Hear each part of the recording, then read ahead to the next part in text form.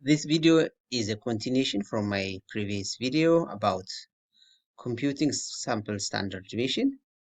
Here I will explain how to compute the distance between each data point and average value, and then we're gonna compute the distance in terms of standard deviation. All right, I'm gonna show you how to do it.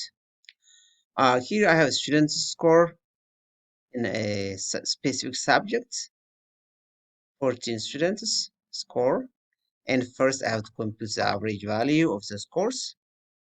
To find the average value, enter equal and type in average, then select the average value, double click on it, then highlight the data set of the given score, hit enter. The average value is 75.07, and to compute the standard deviation, enter equal, type in st, and you're gonna select stdev.s for sample standard deviation.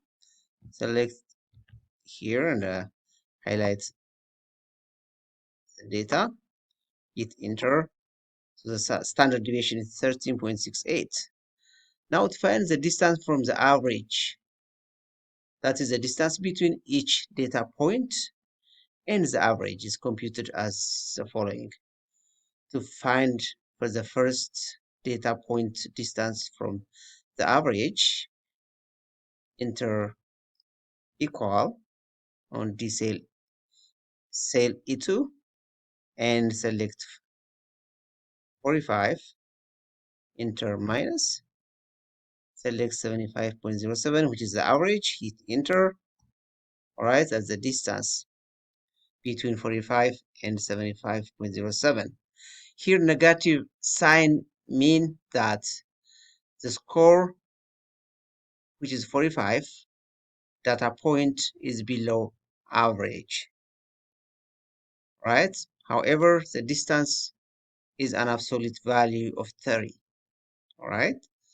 Now, we could compute the remaining distance in the same way, but there is a very short way to compute the remaining distance. All right, let me show you how to do it. Double click on the computation on cell E2 and select the place between C and 16, enter or type $sign so that you can log the average value.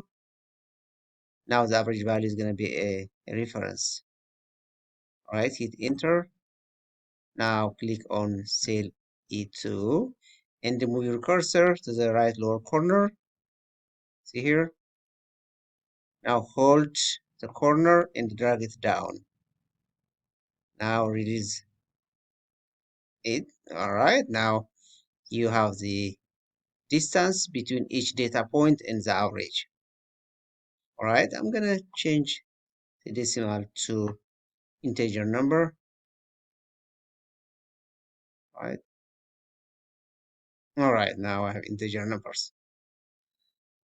That's the distance. All right, so those numbers with negative sign mean that those data points are below the average value, and the distance with positive sign mean that the data points are above the average value. All right, now to explain the distance in terms of standard deviation, we're gonna compute in a very simple way, as I'm going to show you now. Type equal and select the distance and enter a division sign, then click on standard deviation, right, and hit enter. Now here we got 2.1998. Let me make it a little bit bigger, this cell.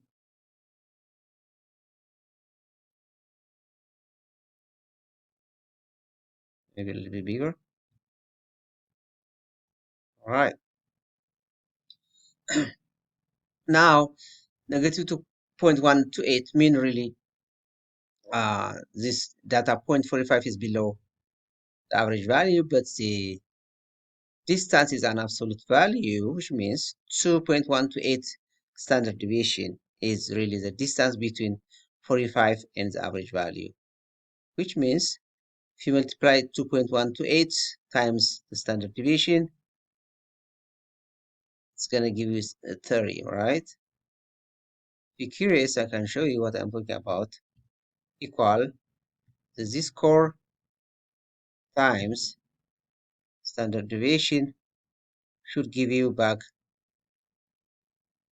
the distance that we already compute.